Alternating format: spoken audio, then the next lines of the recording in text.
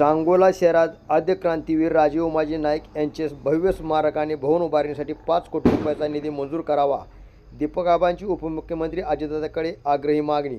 देशाच्या स्वातंत्र्यासाठी ब्रिटिश सरकारच्या विरोधात सशस्त्र बंड करणारे आद्य क्रांतिकारक नरवीर उमाजी नाईक यांचे देशाच्या स्वातंत्र्यासाठी अमूल्य योगदान आहे. त्यांचे कार्य आणि त्यांचा दैदिप्यमान इतिहास तरुण पिढीला प्रेरणादायी आहे. म्हणून सांगोला शहराच्या मध्यवर्ती ठिकाणी आद्य क्रांतिकारक राजे उमाजी नाईक यांचे भव्य स्मारक आणि भवन व्हावे यासाठी राज्य सरकारने 5 कोटी रुपयाचा निधी मंजूर करावा, अशी आग्रही मागणी राष्ट्रवादी जिल्हाध्यक्ष माजी आमदार दीपकआबा सावंगे पाटील यांनी राज्याचे उपमुख्यमंत्री अजितदादा पवार यांच्याकडे लेखी निवेदनाद्वारे केली आहे.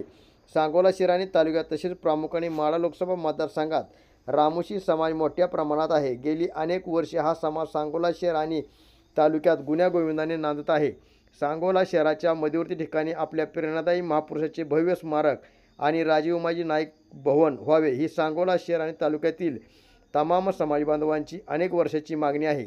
भारतीय स्वातंत्र्य लढ्यात इंग्रजांच्या विरोधात सर्वात प्रथम शस्त्र उपसणाऱ्या राजे उमाजी नाईक यांच्या स्मारकापासून आणि दैदिप्यमान इतिहासापासून सांगोला शहरातील तमाम तरुणाईला प्रेरणा मिळावी यासाठी शहरात मध्यवर्ती ठिकाणी राजे उमाजी नाईक यांचे भव्य स्मारक आणि भवन व्हावे यासाठी राज्य सरकारने लवकरात लवकर 5 कोटी रुपयाचा निधी मंजूर करावा, अशी मागणी यावेळी माजी आमदार दीपक आबांनी राज्याचे अर्थ व नियोजन मंत्री तथा उपमुख्यमंत्री अजितदादा पवार यांच्याकडे केली.